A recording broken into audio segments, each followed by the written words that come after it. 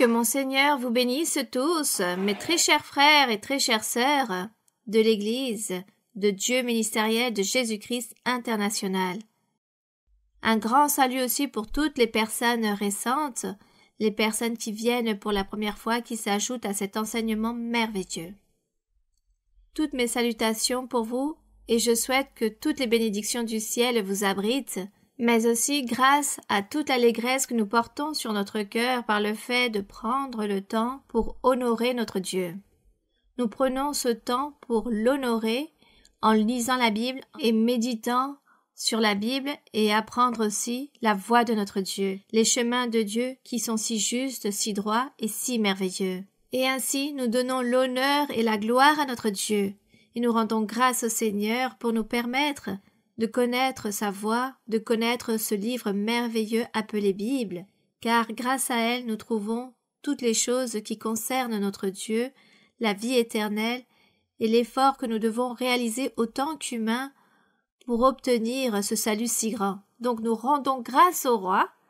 Vous pouvez vous asseoir, vous pouvez vous mettre à l'aise là où vous vous trouvez, et nous allons ainsi continuer, car il s'agit de la continuité, pour l'enseignement d'aujourd'hui de l'Évangile selon Matthieu, chapitre 26, car la semaine dernière, nous avons vu l'Évangile selon Matthieu chapitre 26 et nous avons lu jusqu'au verset 36. Et aujourd'hui, nous allons donc continuer à partir du verset 36 jusqu'au verset 75 où termine ce chapitre. Nous allons donc nous préparer.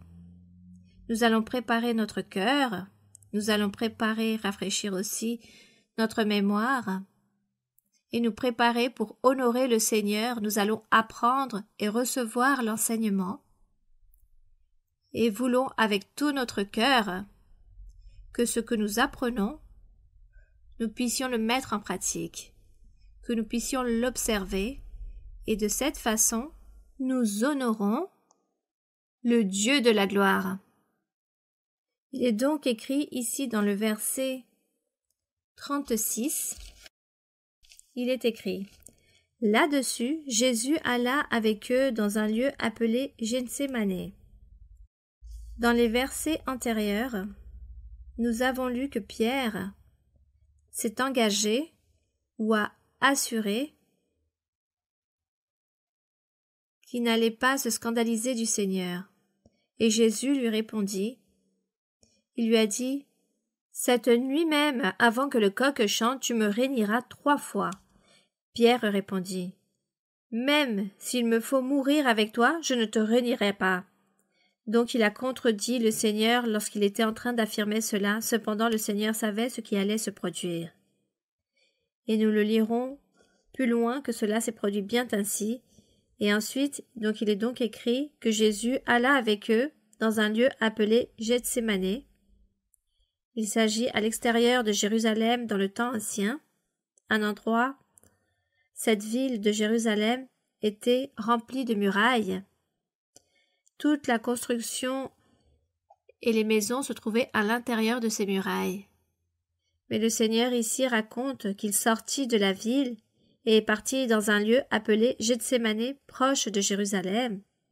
Et il a dit à ses disciples, « Asseyez-vous ici pendant que je m'éloignerai pour prier. » Il prit avec lui Pierre et les 2 fils de Zébédée, et il commença à éprouver de la tristesse et des angoisses.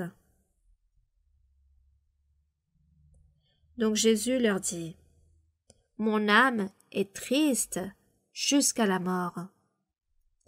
Restez ici et veillez avec moi. » Le Seigneur ressentit cela, car il se comportait comme un être humain. Il ne s'est jamais comporté comme Dieu, mais comme un être humain. C'est pourquoi il disait qu'il ressentait beaucoup de tristesse, qu'il éprouvait cela, il avait ce besoin de prier le Père pour qu'il puisse lui donner de la force pour résister les tourments qui arrivaient, la torture qui s'approchait, qu'il devait subir plus loin en avant. Puis, dans le verset 39, il est écrit: Ayant fait quelques pas en avant, il se jeta sur sa face et pria ainsi: Mon Père, s'il est possible que cette coupe s'éloigne de moi. Toutefois, non pas ce que je veux, mais ce que tu veux. Ce verset mentionne une coupe, car à ce moment-là, cette coupe représentait la méchanceté, représentait tous les péchés des êtres humains dans le temps ancien du peuple d'Israël, principalement ce peuple, car ils avaient manqué à Dieu, ils ont péché, et le Seigneur les avait donc rejetés d'être ce peuple saint, la terre sainte, ce peuple privilégié, seul et unique. Dieu avait ôté ses noms de ce peuple et a demandé au Seigneur Jésus-Christ d'établir une Église, une assemblée, un peuple, une nation spirituelle, mais établie avec des personnes venant de différentes nations. C'est pourquoi le Seigneur disait aux apôtres et aux personnes qui l'écoutaient: cet évangile sera prêché dans le monde entier. Avec des personnes provenant de différents lieux, j'établirai ma nation, mon peuple, une église. C'est pourquoi le Seigneur Jésus devait donc être sacrifié, verser son sang, car il y aurait un pardon de péché à travers ce versement de sang. Le peuple ancien, Dieu leur avait donné à travers Moïse qu'il fallait sacrifier des animaux et extraire le sang, et avec le sang, le souverain sacrificateur devait arroser le peuple pour que Dieu pardonne les péchés au peuple. Voici ce que faisait le souverain sacrificateur. Cependant, toutes ces choses ne furent suffisantes, car le peuple continua à pécher, et à chaque fois il y avait de plus en plus de péchés, il y avait toujours le sacrifice de l'animal, arroser ce sang pour le pardon de péché, et Dieu n'a plus toléré cette situation. Il a voulu qu'il y ait un seul sacrifice, un seul versement de sang pour le pardon de péché, pour qu'il soit perpétuel. Voici ce que Dieu a voulu avec le Seigneur Jésus-Christ. C'est pourquoi le Seigneur Jésus-Christ, devant le Père, s'est engagé et a dit au Père: « Je vais porter les péchés de tous.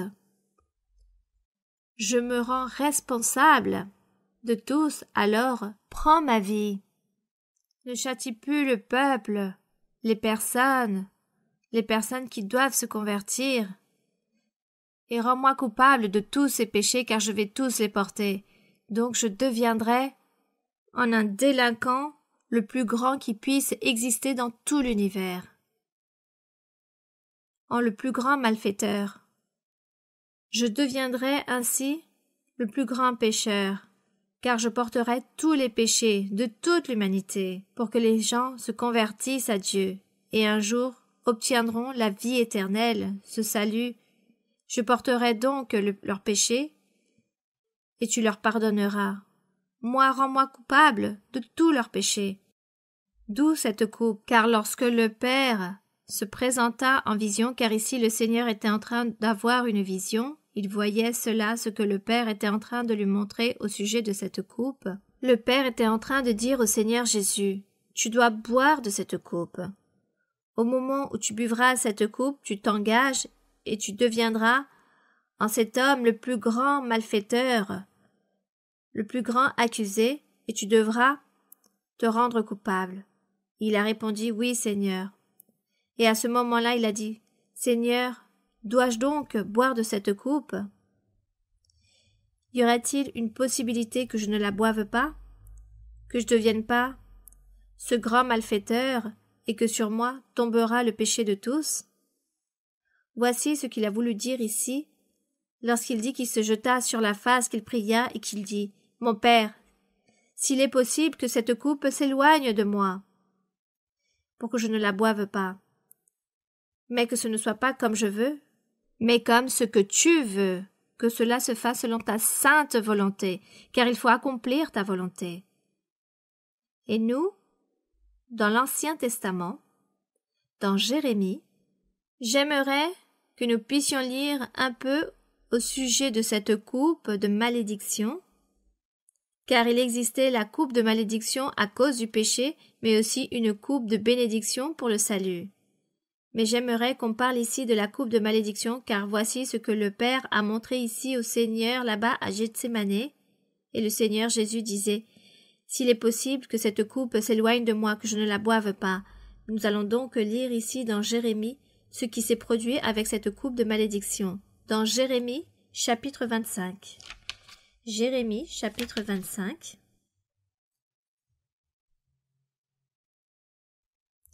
Nous allons lire à partir du verset 15.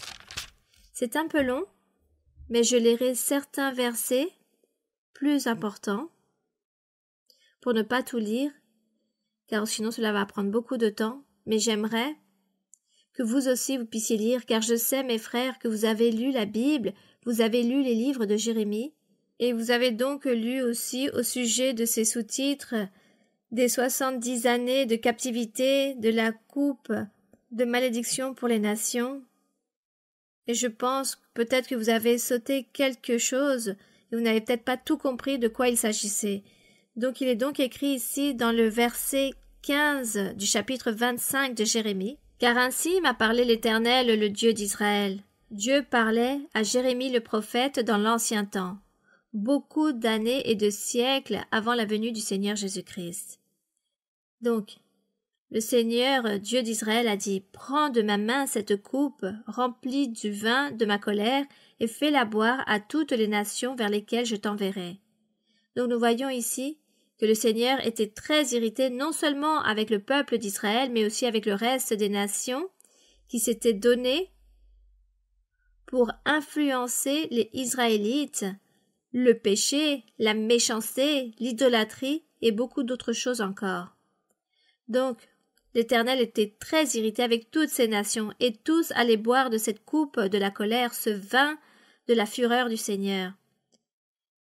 Puis il est écrit dans le verset 16, « Ils boiront et ils chancelleront et ils seront comme fous à la vue du glaive que j'enverrai au milieu d'eux. » Le Seigneur disait, une fois qu'ils prendront de cette coupe, il a dit à Jérémie de prendre la coupe. Il s'agissait de quelque chose spirituel, de vision, de révélation que Jérémie était en train de recevoir. Il voyait dans la vision cette coupe remplie de vin, et dans la même vision, il est parti parcourir le peuple d'Israël et toutes les nations et leur a fait boire de cette coupe. Verset 17, il est écrit « Je pris la coupe de la main de l'Éternel et je la fis boire à toutes les nations vers lesquelles l'Éternel m'envoyait. » Nous sommes donc en train de voir à travers cette vision, à travers l'Esprit, il a réalisé toutes ces choses que le Seigneur lui a demandé de faire.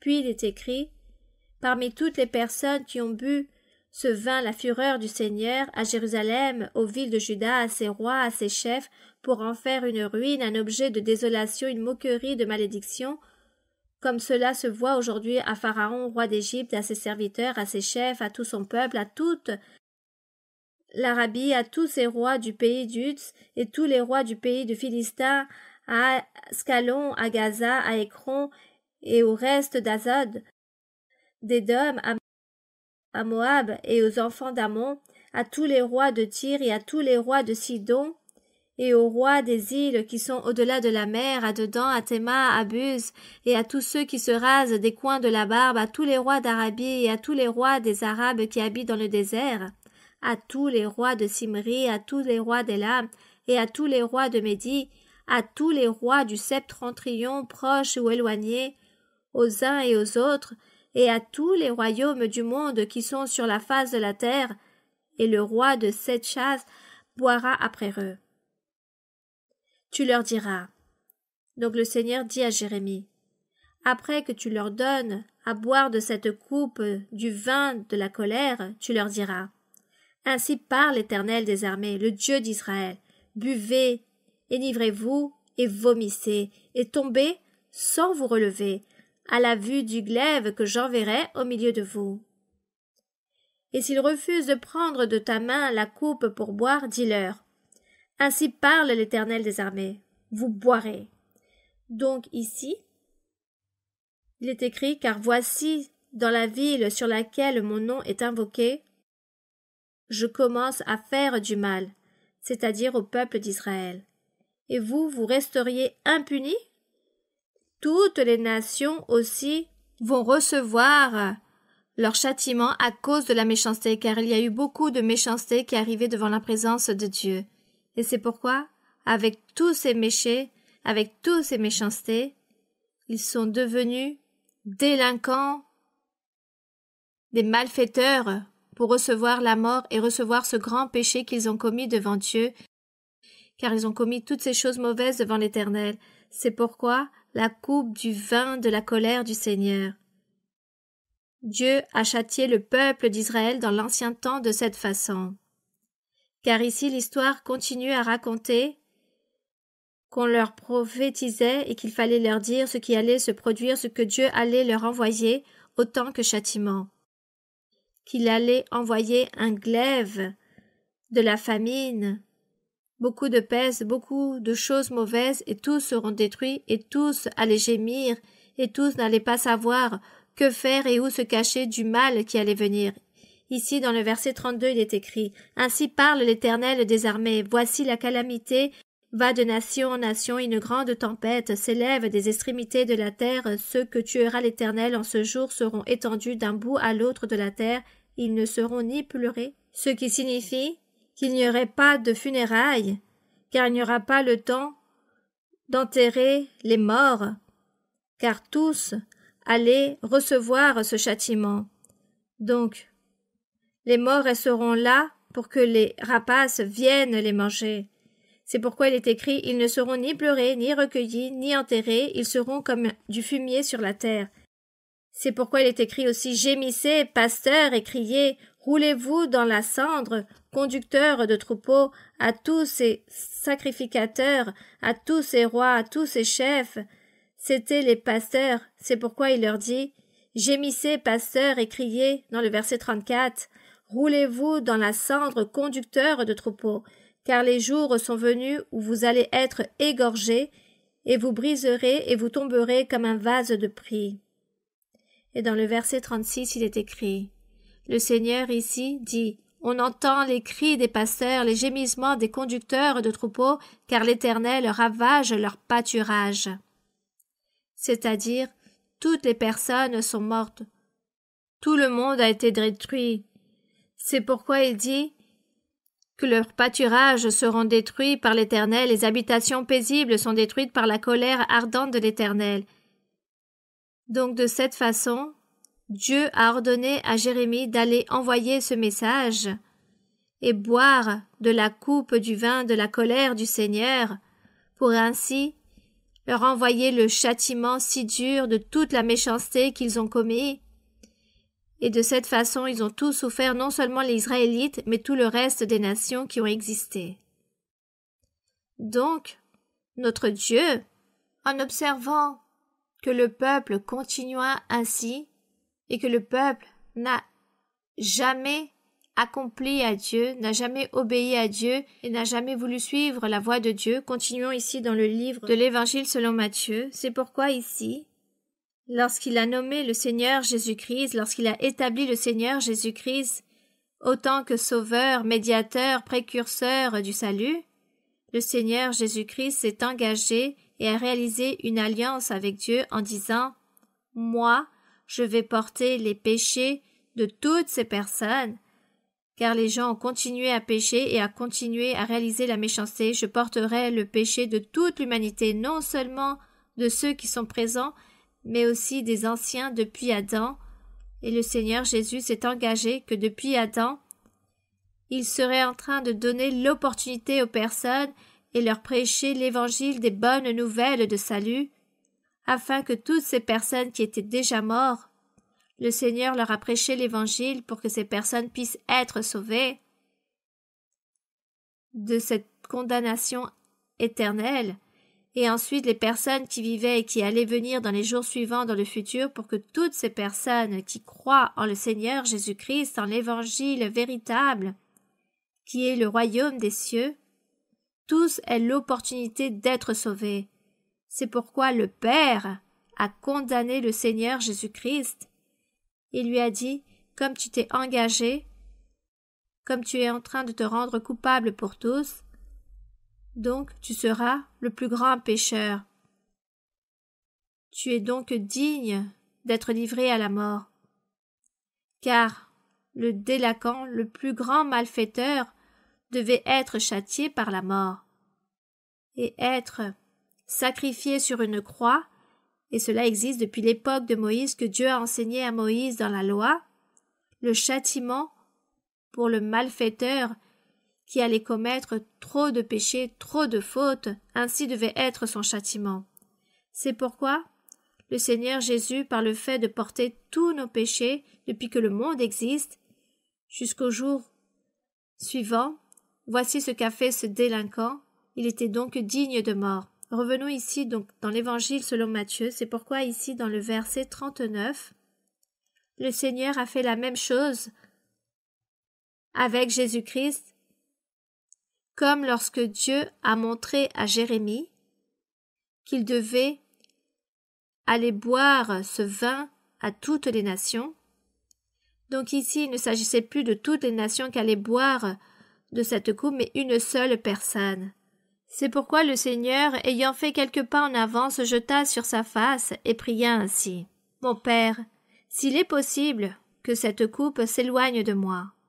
Toutefois, non pas ce que je veux, mais ce que tu veux. » Il vint vers les disciples. Donc ici, nous voyons ici, mes frères et sœurs, et les personnes qui m'écoutent, nous voyons ici l'amour de Dieu et l'amour du Seigneur Jésus-Christ envers nous. De quelle façon le Seigneur est mort pour nous. Il a exposé sa vie pour nous, étant un homme parfait, étant un homme qui n'a vraiment jamais commis de péché. Cependant, il s'est rendu coupable pour nous sauver. Voici son amour envers nous.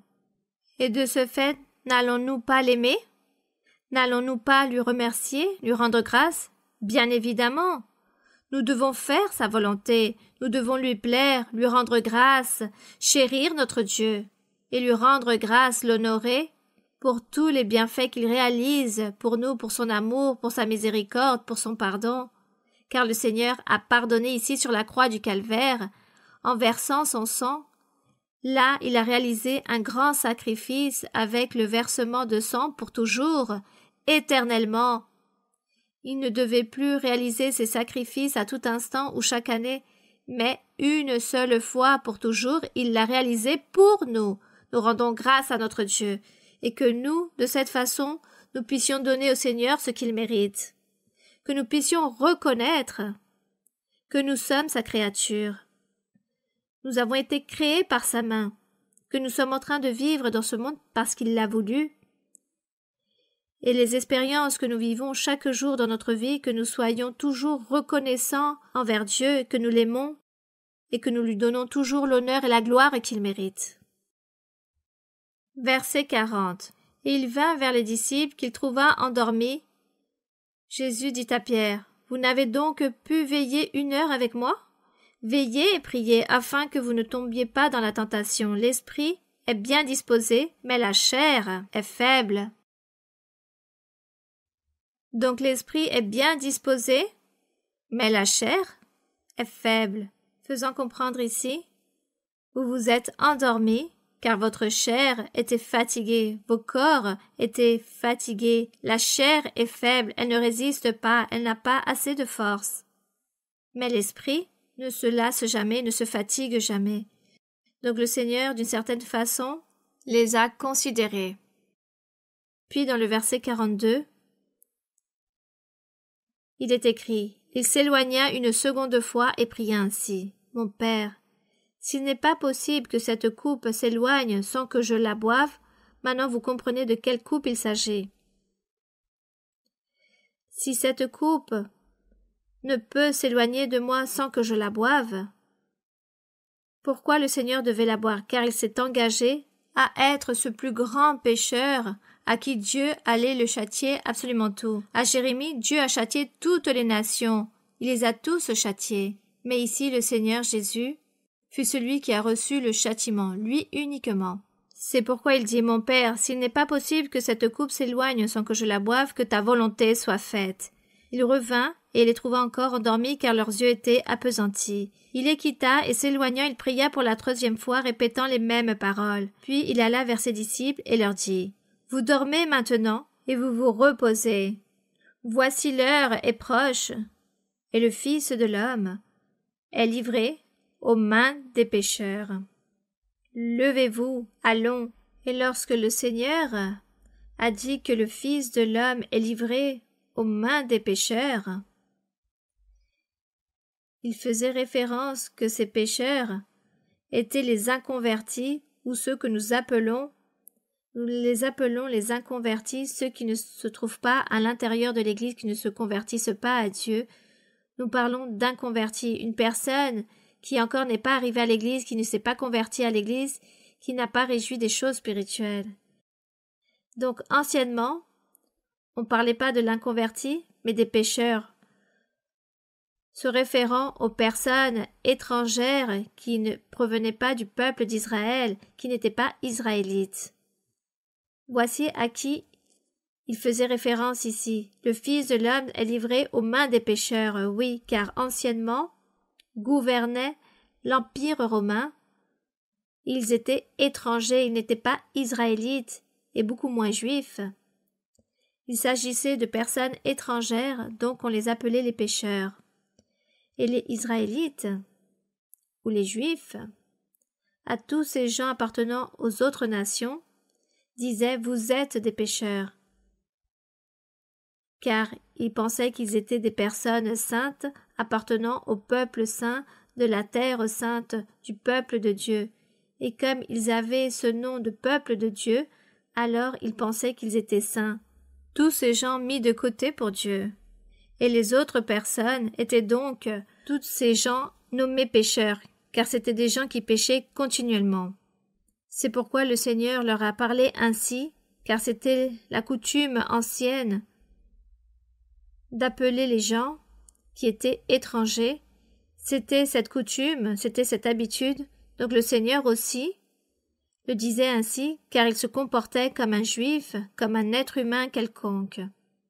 C'est pourquoi je répète ici dans le verset 45, « Vous dormez maintenant et vous vous reposez. Voici l'heure est proche et le Fils de l'homme est livré aux mains des pécheurs, c'est-à-dire aux Romains.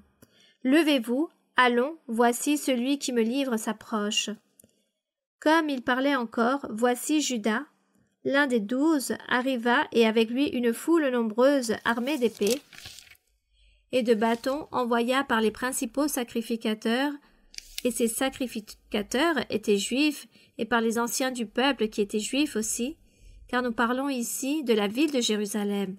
Ici à Jérusalem se produisaient toutes ces choses. Et celui qui le livrait leur avait donné ce signe. Celui que je baiserai, c'est lui, saisissez-le. Et même ainsi, ils ne s'étaient pas inquiétés pour connaître le Seigneur Jésus. Ils avaient entendu parler qu'il y avait un homme nommé Jésus-Christ de Nazareth qui réalisait des miracles, mais rien de plus. Ils étaient si arrogants, si orgueilleux, tous ces chefs, tous ces gouverneurs, tous ces sacrificateurs et anciens du peuple, et pensaient qu'ils étaient supérieurs à tous et qu'ils connaissaient tout. Et dans le peuple juif, le Seigneur était peu de choses pour eux. C'est pourquoi ils ne sont jamais inquiétés pour aller le voir, le connaître et voir si cela est certain qu'il faisait des miracles. Mais bon, les choses se sont produites ainsi, le Seigneur a été méprisé d'une certaine façon, et c'est pourquoi Celui qui l'a livré, c'est-à-dire Judas Iscariote, a dit « Celui que je baiserai, lorsque je donnerai ce baiser à cette personne, c'est lui, saisissez-le. » Aussitôt s'approchant de Jésus, il dit « Salut, Rabbi !» et il le baisa. Jésus lui dit « Mon ami, ce que tu es venu faire, fais-le. Le Seigneur savait tout. » Le Seigneur savait déjà tout, mais il se comportait comme un être humain quelconque. C'est pourquoi il lui dit « Ce que tu es venu faire, fais-le. » Alors ces gens s'avancèrent, mirent la main sur Jésus et le saisirent. Et voici un de ceux qui étaient avec Jésus étendit la main et tira son épée. Et dans les évangiles, selon Marc, Jean et Luc, l'histoire raconte que ce fut Pierre qui a réalisé ces choses. C'est Pierre qui se trouvait parmi les disciples qui a tendu sa main et qu'il prit son épée, tendit sa main et frappa le serviteur du souverain sacrificateur et lui emporta l'oreille. Alors Jésus lui dit « Remets ton épée à sa place, car tous ceux qui prendront l'épée périront par l'épée. Penses-tu que je ne puisse pas invoquer mon Père, qui me donnerait à l'instant plus de 12 légions d'anges ?» Bien évidemment, le Seigneur était en train de raconter la vérité, que si à l'instant il priait le Père et lui demandait une 12aine de légions d'anges de le protéger, de le garder, mais le Seigneur devait accomplir son jurement, son compromis, son engagement, son alliance. Il devait accomplir l'alliance qu'il avait faite avec le Père. Verset 54. Comment donc s'accompliraient les Écritures, dit le Seigneur? Comment s'accompliraient-elles d'après lesquelles il doit en être ainsi? On ne peut pas. L'Écriture ne pourrait pas s'accomplir. Il est donc nécessaire que les Écritures s'accomplissent. En ce moment, Jésus dit à la foule, « Vous êtes venus comme après un brigand avec des épées et des bâtons pour vous emparer de moi. J'étais tous les jours assis parmi vous, avec vous tous, enseignant dans le temple, et vous ne m'avez pas saisi. Pourquoi ne m'avez-vous pas livré prisonnier? » Le Seigneur leur demandait cela. Or il savait qu'il n'allait pas leur donner de réponse. Mais aussi le Seigneur savait que de toute façon les choses devaient se produire ainsi, car ainsi tout était écrit. Puis il est écrit, « Mais tout cela est arrivé afin que les écrits des prophètes fussent accomplis. » Les prophètes comme Ésaïe, Jérémie, Ézéchiel, comme Élie, Élisée, et beaucoup d'autres encore qu'il y eut dans le peuple qui ont prophétisé au sujet de tous ces faits qui allaient se produire dans les jours suivants. Dans le verset 57, il est écrit que les disciples partirent et laissaient seuls le Seigneur et qu'ils ont fui. Les disciples fuirent. Les disciples, ayant partagé avec le Seigneur, ayant vu les prodiges et les miracles du Seigneur et ayant écouté la doctrine que le Seigneur leur avait donnée, durant tout son parcours, cependant, à ce moment précis, comme ils ont vu que le Seigneur était comme impuissant face à cette situation, car il a été livré en prison, les disciples, à ce moment-là, ont perdu la foi, la confiance, la sûreté. Ils n'avaient pas compris, ils n'arrivaient pas à comprendre qu'est-ce qui était en train de se produire. Ils se sont comportés comme un être humain quelconque. Ils ont vu le Seigneur comme un être humain qui n'allait pas être capable de pouvoir se défendre. Et ils se disaient entre eux, si le Seigneur n'a pas pu se défendre, beaucoup moins nous pourrons le faire, et c'est pourquoi ils ont fui. Mais, dans l'Écriture raconte, et nous allons le lire plus en avant, l'histoire raconte qu'après que le Seigneur Jésus-Christ fut crucifié, il a ressuscité, il a marché de nouveau avec ses apôtres, avec beaucoup de personnes. Et l'histoire raconte qu'il leur a ôté un voile. Ils avaient comme un voile spirituel, un bandeau qui les empêchait de comprendre la puissance de Dieu ni la doctrine du Seigneur.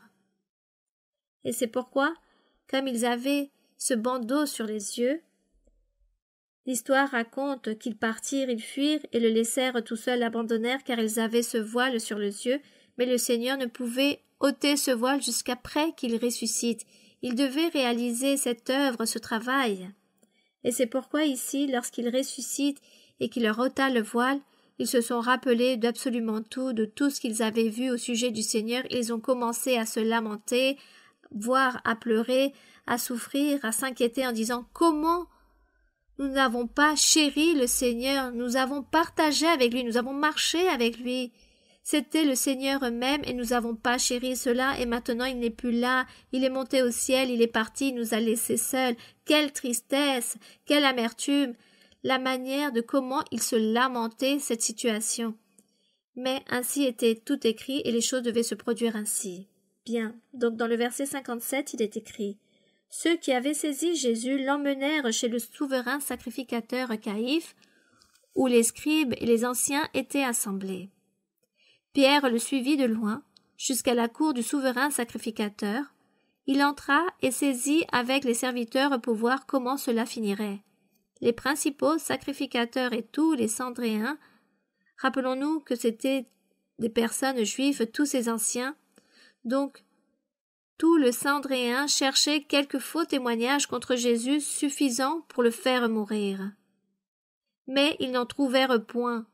Ils ne trouvèrent aucun de témoin ni aucune accusation véridique pour le livrer à la mort, quoique plusieurs faux témoins se fussent présentés. Enfin, il en vint deux faux témoins qui dirent « Celui-ci a dit « Je puis détruire le temple de Dieu et le rebâtir en 3 jours. »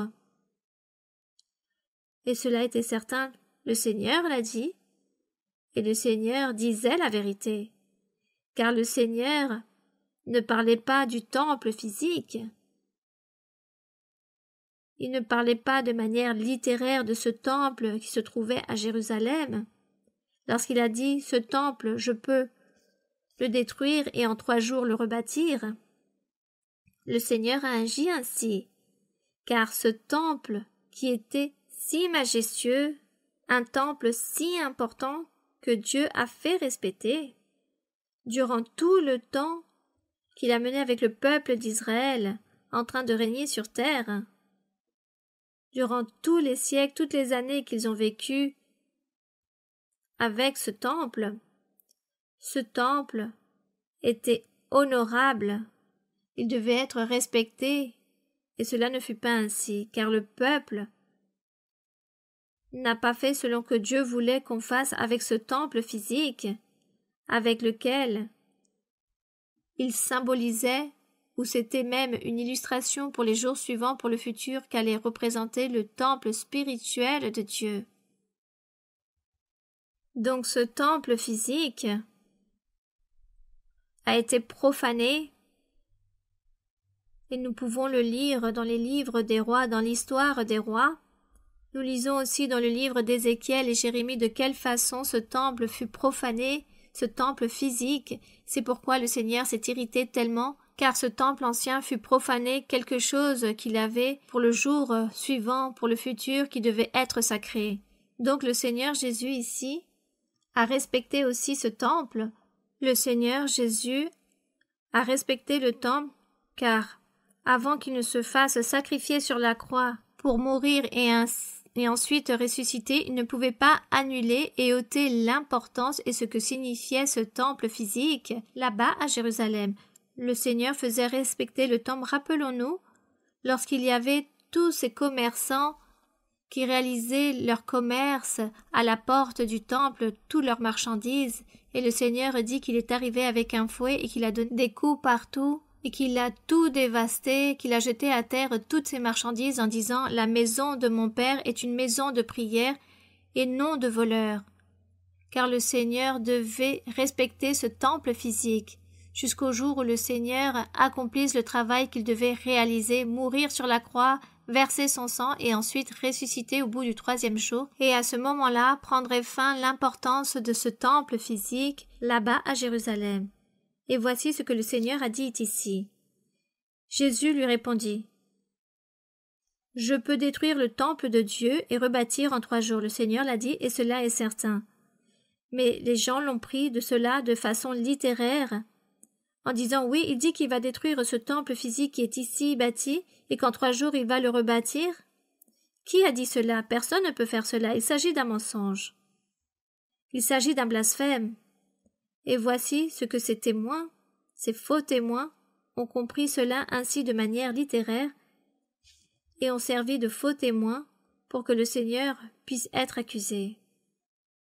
Mais nous, maintenant, nous avons compris que le Seigneur parlait du temple spirituel, que le Seigneur allait détruire ce temple physique et lui ôter son importance, et le Seigneur, en ressuscitant au bout du 3e jour, le Seigneur même allait être ce temple, le Seigneur avec son Église, qui allait commencer à établir et qui continuera à établir à travers tous ces siècles.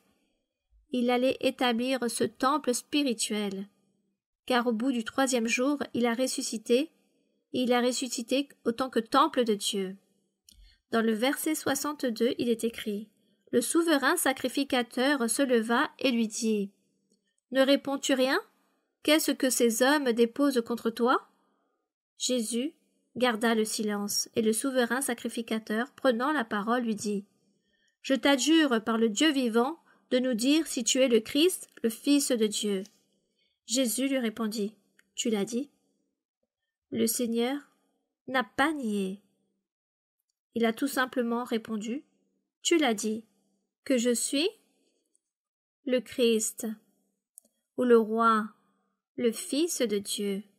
Toi-même tu l'as dit. » De plus, le Seigneur répond: « Je vous le déclare, vous verrez désormais le Fils de l'homme assis à la droite de la puissance de Dieu, et venant sur les nuées du ciel. » Imaginez-vous cette grande bénédiction, je dirais, ou cette vision que le Seigneur a donnée à ce souverain sacrificateur pour qu'il puisse mourir dignement. Le Seigneur a dit qu'à partir de maintenant, qu'ils verront le Fils de l'homme, c'est-à-dire le même Seigneur, ils allaient le voir assis à la droite de la puissance du Père, et qu'ils allaient aussi le voir venant sur les nuées pour emporter son peuple, qu'il allait voir cela à partir de maintenant jusqu'au jour de sa mort. Et cette révélation que le Seigneur a donnée à ce souverain lui a servi de tourment et de torture durant toute sa vie jusqu'à ce qu'il est mort. Nous ne savons pas combien de temps il a vécu, mais ce que nous comprenons, c'est qu'il vécut beaucoup de malheurs, de souffrances et de tourments pour que sa conscience puisse toujours le critiquer et que sa conscience lui dise: « Regarde, tu as tué le juste. Toi, tu as donné la mort à cet auteur du salut. » Imaginez-vous comment seraient ces visions, voyant le Seigneur avec Dieu, allant sur la nuée, et lui sans pouvoir rien faire et ne pouvant éviter et voir ces visions. Il s'agissait d'un grand tourment pour lui. Ce ne fut pas de bénédiction, mais de châtiment que le Seigneur a donné à ce personnage, à ce souverain sacrificateur juif. Donc, le souverain sacrificateur, lorsque le Seigneur lui a dit cela, le souverain sacrificateur déchira ses vêtements, disant: « Il a blasphémé! Il a blasphémé! Qu'avons-nous encore besoin de témoins? Voici, vous venez d'entendre son blasphème. » Donc, il prit cela comme un blasphème. Mais ensuite, comment la conscience le mangerait à tout instant qu'il allait voir toutes ces visions? Ainsi est notre Dieu. Et notre Dieu, il faut le respecter. Il faut craindre le Seigneur, il faut l'aimer et ne pas avoir peur, mais le craindre, car il mérite que nous puissions le louer, l'honorer, le glorifier, et que nous puissions toujours l'élever. Il est donc écrit: « J'entends de vous ce blasphème. Ils répondirent, il mérite la mort. Là-dessus, ils lui crachèrent au visage et lui donnèrent des coups de poing et des soufflets en disant, Christ prophétise, disons-nous, qui t'a frappé? Et tout cela, nous pouvons le trouver dans le livre d'Ésaïe 56. Lorsqu'au Seigneur on l'a frappé, on l'a lapidé, lorsqu'on lui crachèrent au visage, tout cela nous le trouvons dans le livre des prophètes d'Ésaïe, toute cette histoire à ce sujet. Puis ces gens prirent la parole en disant, Christ, prophétise-nous, qui t'a frappé? Imaginez-vous cela, ils prirent à ce moment-là le Seigneur, ils le prirent comme un pantin, comme un simple jouet, pour pouvoir se moquer et se récréer à ce moment-là, ne sachant ce qui les attendait.